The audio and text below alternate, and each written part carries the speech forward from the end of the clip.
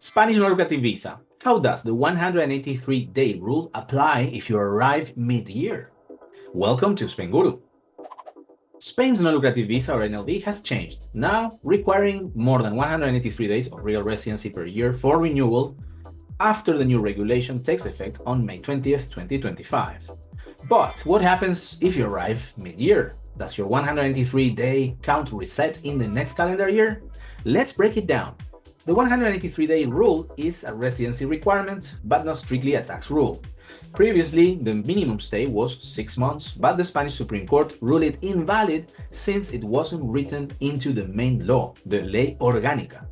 But from May 20th, 2025, the new reglamento or bylaw or reglamento de extranjería enforces a stay of over 183 days per calendar year for renewal.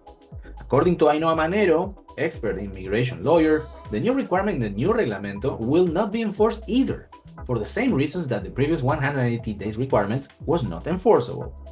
Is it possible to be under the Spanish non-lucrative visa and not becoming a tax resident in Spain? And will I be able to renew it?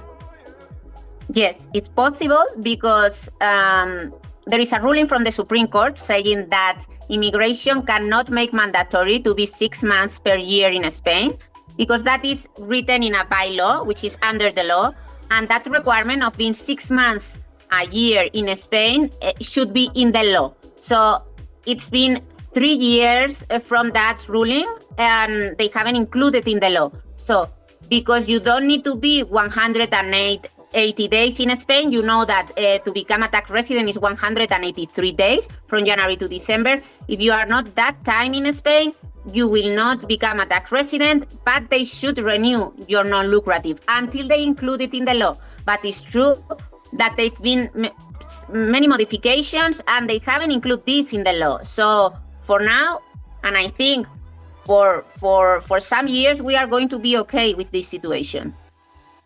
And now after November 20th, they have changed the bylaw, the reglamento, to include a minimum stay of 183 days requirement in order to renew. What is your take on this future change in the bylaw? Which is the situation is the same, and it's not applicable. The Supreme Court has been very clear about it. The bylaw cannot ask you to be 6 months per year because it's affecting a fundamental right. That is the right of movement. So they can put whatever they want in a bylaw, and they do it that way because in order to approve a bylaw is easier. The process is easier. But until they don't include it in the law, nothing changed for you. You don't have to be 6 months per year in Spain. Time will tell how the new minimum stay requirement is enforced or not. Okay, here's what it gets tricky. Residency days and tax residency are two different things. If you land in Spain in May or earlier and stay until the end of the year, you'll fulfill both NLV and tax residency requirements and condition in the same calendar year from January 1st to December 31st.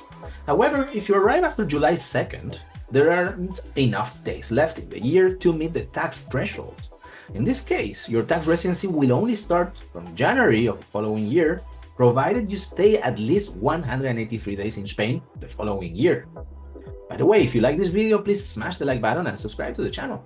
Let's continue and look at an example. If you arrive on July 2nd, you need to stay 183 plus days between July 2nd and July 1st of the next year for NLV renewal. However, you won't reach 183 days in the calendar year, meaning no tax residency until January of the next year, provided you spend 183 days the following year. Another example, you arrive in May, you complete 183 plus days before December 31st and meet both NLV renewal and tax residency in the same year.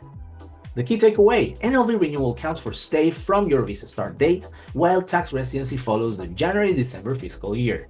If you plan to avoid taxation in your first year, arriving after July 2nd in a calendar year without prior stays that same year would work. This is especially interesting if you plan to avoid Spanish capital gains tax. By the way, we have a video about it. That's all for today. If you like this video, please smash the like button and consider subscribing to the channel. Thank you for watching. Oh, and one more thing. Apparently YouTube says you're gonna love watching this video right here. I think you should watch it.